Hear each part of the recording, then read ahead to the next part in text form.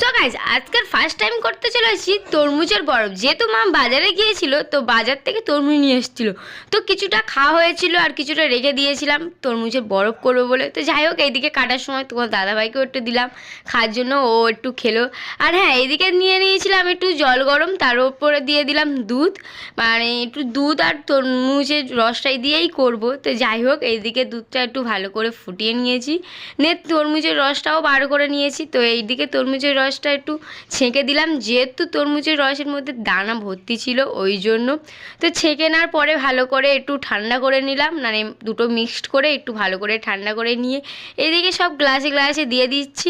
আর যাই হোক, জানি না কেমন হবে, সত্যি বলছি ফার্স্ট টাইম তো করেছি, তো কেমন হবে একটু ভয় ভয়ও তো লাগছে। যে কোনো জিনিস প্রথম করতে গেলে তো একটু ভয় লাগবে, তাই এদিকে ফ্রিজের মধ্যে দিয়ে দিয়েছি। তারপরের দিন দেখলাম পুরো বসে গেছে, খেতেও সত্যি ভালো হয়েছে। দেখা হবে নেক্সট ভিডিও।